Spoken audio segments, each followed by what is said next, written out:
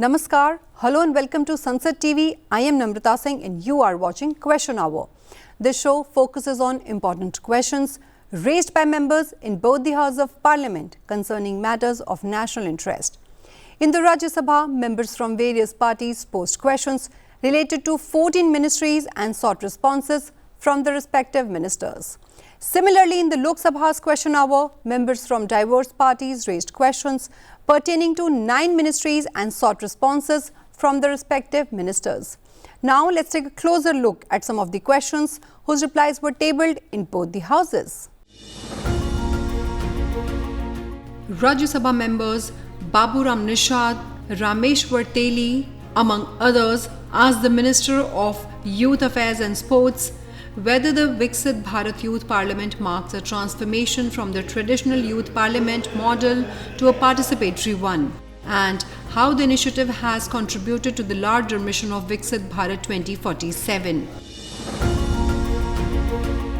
The ministry, in its reply, informed the House that Viksit Bharat Youth Parliament marks a transformation from the traditional youth parliament with the vision to prepare a new generation of dynamic, solution-oriented and policy-aware youth leaders. The Viksit Bharat Youth Parliament was conducted at 3 levels. District-level rounds were conducted at district nodes, state-level programs were conducted at 17 state assemblies and remaining 18 in other government establishments. These rounds marked a historic milestone in bridging the gap between youth and governance. Sessions were presided over by state speakers, lending significance to youth discussions. Viksit Bharat Youth Parliament also marks a shift during the program at national round, where unlike the previous editions, when only the state champions had an opportunity to share their ideas. Top 3 candidates from each state and UT, totaling 105 youth, participated and engaged in high-level discussions and activities, which includes opening remarks. Question hour during Viksit Bharat Youth Parliament focused on One Nation, One Election.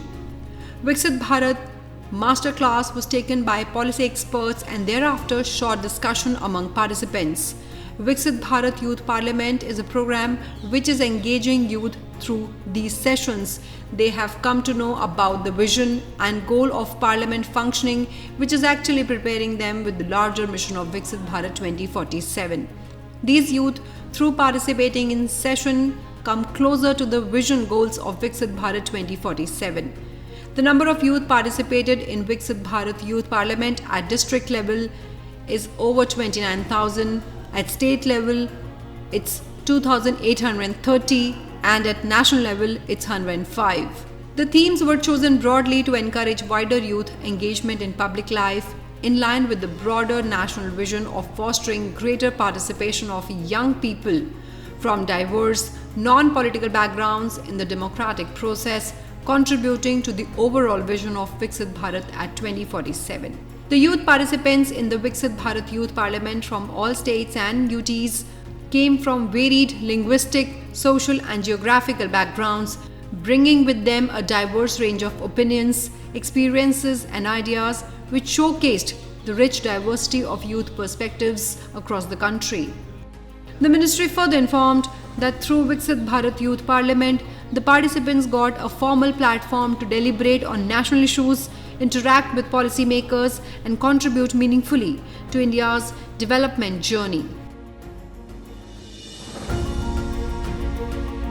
Lok Sabha member Jagdish Chandra Barma asked the Minister of Road Transport and Highways whether government has prescribed clear norms mandating vehicle manufacturer to label or certify models as E10 or E20 fuel compatible, and if so, the details thereof, and whether such certification data has been made publicly available to consumers, and if so, the details thereof. Bharat सरकार ने विशेष रूप से हमारे देश में E20 fuel को स्वीकार किया है। अभी हमारे पेट्रोल में E20 यानी इथेनॉल का 20% एडिंग होता है। ये करीब पुराने जो 2023 के पहले ही जो पुराने व्हीकल थे उसका भी टेस्टिंग किया है और करीब 1 लाख किलोमीटर तक टेस्टिंग करने के बाद ARAI ये जो गवर्नमेंट की स्थापन की हुई संस्थाएं टेक्निकल पुणे की, उन्होंने इसमें ये कहा है कि no vehicle engine failures was observe, no impact on vehicle performance, start ability and drive ability and metal capability. वैसे अध्यक्ष महाराज, बहुत बार हम लोग मेंटेन करने के लिए बहुत बार 6-6, 8-8 महीने के बाद सर्विसिंग करते हैं। तो इसमें क्या है कि जो मेटल के पार्ट्स थे उसमें पहले ऐसा कहा गया था कि शायद इसमें कोई परिणाम हो सकता है, पर ध्यान में यह आया कि ऐसा कोई हुआ नहीं है। पर सर्विसिंग में छोटे छोटे जो मेटल के वॉशर्स होते हैं वो बदलते रहते हैं। इसके बारे में विशेष रूप से कोई तकरार भारत सरकार के पास नहीं आई। एक तकरार गुजरात में आई थी और गुजरात में वॉक्सवैगन कंपनी की उसकी इंक्वायरी हुई। उसके बाद ये ध्यान में आया कि इसका संबंध E20 फ्यूल से कोई नहीं था। इसमें कुछ जगह ये बड़े प्रमाण पर जो इथेनॉल हमारे सरकार की प्राथमिकता है और प्रधानमंत्री जी के नेतृत्व में जो आत्मनिर्भर भारत का उद्दिष्ट रखा गया है, उसमें हमारा फॉसिल फ्यूल का इंपोर्ट 22 लाख करोड़ रुपए का है अध्यक्ष महाराज। और जो प्रदूषण हो रहा है उसके परिणाम हम सब भुगत रहे हैं। इथेनॉल एक ग्रीन फ्यूल है और उससे प्रदूषण कम होता है, और इसलिए अभी तक जो इथेनॉल हमने यूज़ किया है उसके कारण विशेष रूप से जो कार्बन डाइऑक्साइड का जो इमिशन है उसमें करीब 245 लाख मेट्रिक टन ये जो क्रूड ऑयल को इथेनॉल ने सब्स्टिट्यूट किया है, और करीब इसके साथ कार्बन इमिशन रिडक्शन में 736 lakh metric ton equivalent to 30 crore tree लगाएंगे, इतना हमने उसमें प्रदूषण कम हुआ है। मुझे लगता है कि इसमें किसानों का भी इसका बहुत बड़ा फ़ायदा हुआ है, और एक दिन 22 लाख करोड़ का ये इंपोर्ट समाप्त करके हम विकसित करके हमारे देश को, किसान को आज हमने ऊर्जा दाता, ईंधन दाता बनाया है। तो आगे चलकर ये पूरा पैसा ग्रामीण क्षेत्र में जाएगा और किसान इसके कारण उनका सबसे ज़्यादा फायदा होगा।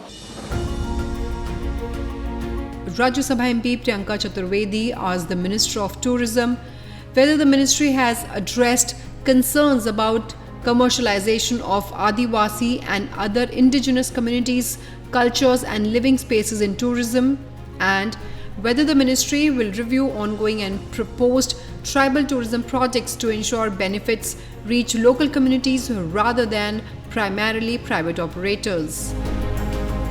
टूरिज्म प्राइमरीली राज्य सरकार का विषय है। ठीक उसी तरह लैंड एंड रेवेन्यू भी जो है वो राज्य सरकार का विषय है। ज़मीन देना, ज़मीन का अधिग्रहण करना, ज़मीन को कन्वर्जन करना, उसके लिए होटल बनाने की अनुमति देना, ये सब राज्य सरकारों के स्तर पर होता है।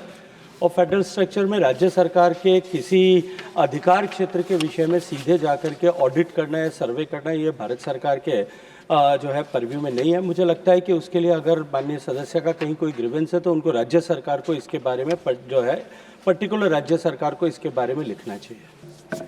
भारत सरकार का टूरिज्म मंत्रालय जिन स्कीम्स के तहत राज्यों में टूरिज्म डेवलपमेंट के लिए हैंड होल्डिंग करता है, प्राइमरीली जैसा मैंने कहा अपने उत्तर में भी कि उन सब के फॉर्मुलेशन, उन सब के DPR बनाना, उन सब को कॉन्सेप्चुलाइज करना, उनका इम्पैक्ट असेसमेंट करना, ये सब राज्य सरकार के स्तर पर होकर के आता है। लेकिन सभी स्कीम्स की जो गाइडलाइन हम बनाते हैं, उन गाइडलाइन में निश्चित रूप से इस बात का प्रावधान करने के लिए राज्य सरकारों को कहा जाता है कि वो किसी भी क्षेत्र में, न केवल माननीय सदस्य ने क्योंकि ट्राइबल एरिया के लिए उनकी संस्कृति, उनकी इथनिसिटी, उनके ऊपर पड़ने वाले एडवर्स इम्पैक्ट उनकी चिंता की है, मैं उनकी चिंता का सम्मान करते हुए इसके अतिरिक्त भी जो कोई भी स्कीम हम बना राज्य सरकार को DPR सबमिट करने के लिए जिस किसी भी स्कीम के तहत उनको अनुमति प्रदान करते हैं, पहले वो स्टेक होल्डर्स कंसल्टेशन करें, लोकल कम्युनिटीज़ के साथ में कंसल्टेशन करें और उनके ऊपर पड़ने वाले किसी भी तरह के सकारात्मक या प्रतिकूल प्रभाव का अध्ययन करके वहाँ पे जो है स्कीम्स को लेकर के आएँ। उसकी इवैल्यूएशन गाइडलाइंस का उसको प्रमुख प्राथमिक रूप से उसको हिस्सा बनाया जाए। Lok Sabha member Dharamveer Singh asked the Minister of Food Processing Industries the number of mega food parks sanctioned, operationalized and functioning at full capacity in the country and the total investment made by the government in these parks so far. The ministry, in its reply, informed the House that under the Mega Food Park scheme, it has sanctioned 41 mega food parks across the country. Out of these, 25 mega food parks are operationalized and functioning in the country as per the scheme guidelines. Total investment made by the government in these 41 mega food parks is 1,515.58 crore rupees as grants in aid. Through operational MFPs, 71,384 number of direct and indirect employment have been created.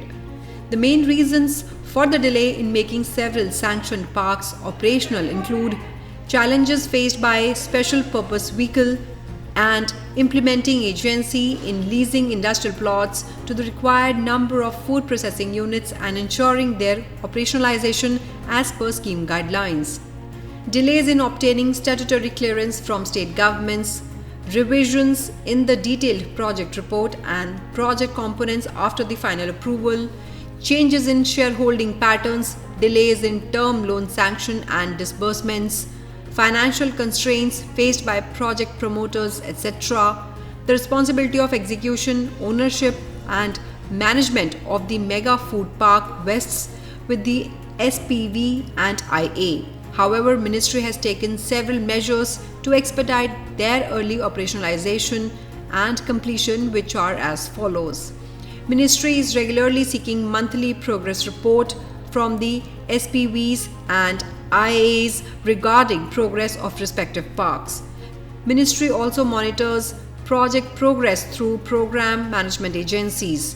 The PMAs regularly interact with SPVs and IAs, also conduct site visits and advice in respect of issues regarding implementation faced by the SPVs and IAs. Ministry is also conducting regular review meetings at the level of Minister, FPI Secretary, FPI and Joint Secretary to assess the implementation status and progress of the projects.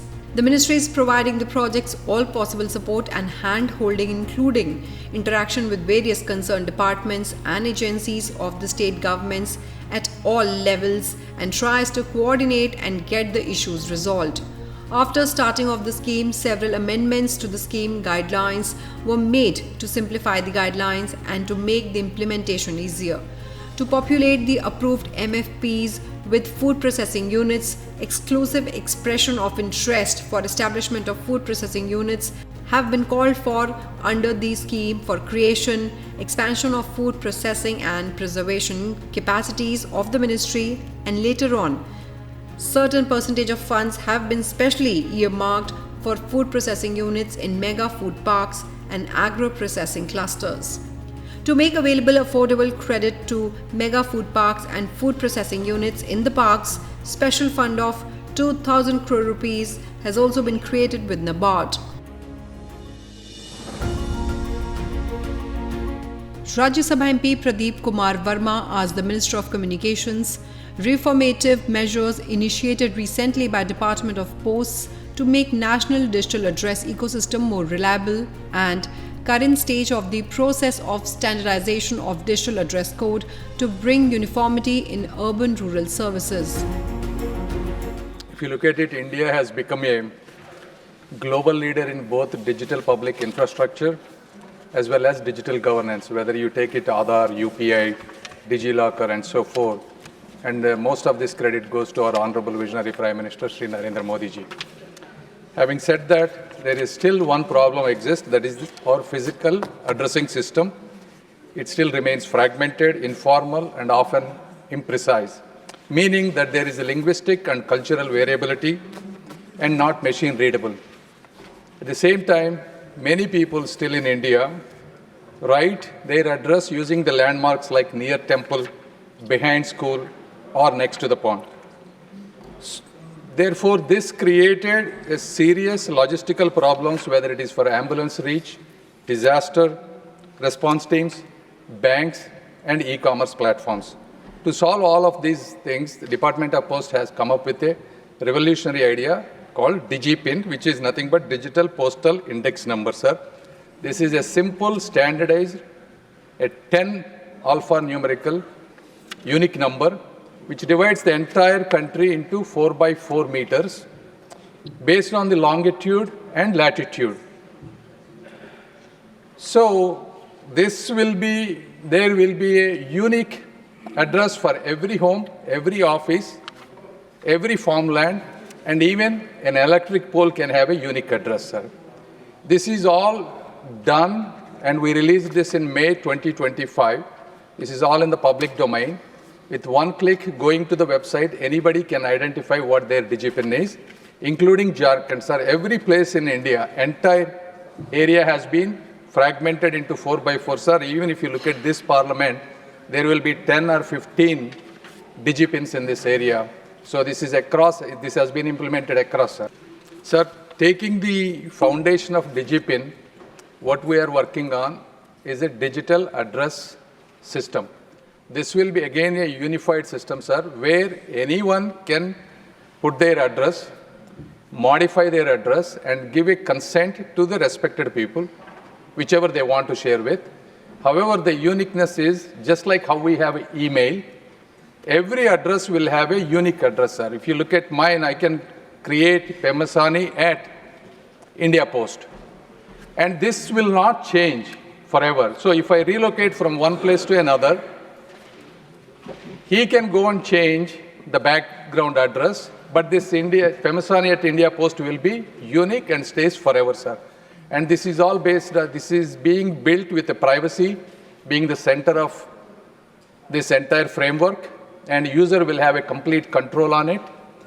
And this is a concept note, sir. This is a futuristic idea. This is a concept note which we have sent it to Department of Expenditure at this time.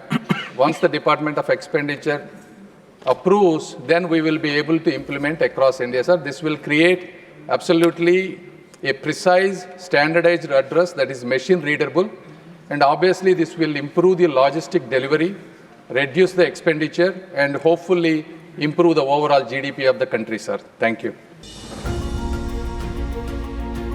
Lok Sabha member Pradeep Purohit asked the Minister of Jal Shakti whether the government has achieved the targets set under the Jal Jeevan Mission in Odisha, and if so, the details thereof, and the status of functional household tap connections provided during last 3 years in Bargarh and Jharsuguda districts.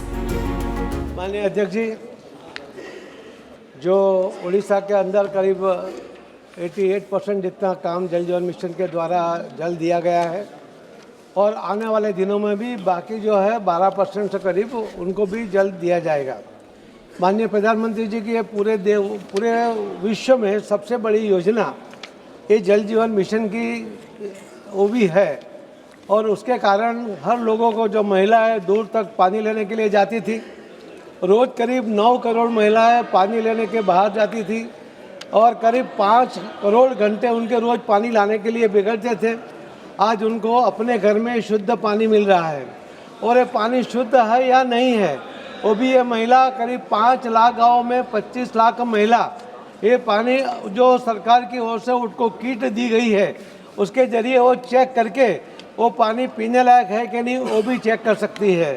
तो पानी पूरे force के साथ हर गांव में पर head 55 litre पानी देने की योजना केंद्र सरकार की ओर से माननीय प्रधानमंत्री जी ने की है, और उसको आगे बढ़ा रहे हैं। जो पैसे की बात की उन्होंने, तो कई राज्यों के अंदर बहुत सी कंप्लेंट भी आई है कि उन्होंने जो केंद्र सरकार की ओर से जो पैसा उठाया है उतना काम वहाँ नहीं हुआ है। माननीय प्रधानमंत्री जी के निर्देश के अनुसार जो अलग अलग राज्यों में वहाँ इंक्वायरी की गई थी, उसका भी जो रिपोर्ट आया था वो भी हमने सभी राज्यों के मुख्यमंत्रियों और चीफ सेक्रेटरी को दिया है कि वो पूरा एक्शन ले और हमें उसका रिपोर्ट करें, और जहाँ भी काम खत्म हुआ है वो योजना का वेरिफिकेशन करके वो जब तक नहीं भेजेंगे तब तक उसको पैसा देना हमारे लिए संभव नहीं होगा। तो ये काम राज्य के अंदर भी पूरा कराए, यही मेरी आपसे उम्मीद भी है।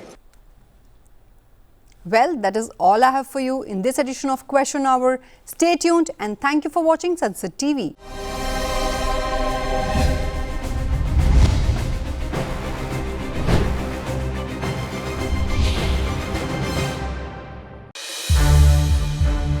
सनसेट टीवी के और भी प्रोग्राम्स देखने के लिए सब्सक्राइब करें हमारा YouTube चैनल, और हाँ, इन्हें लाइक और शेयर करना ना भूलें।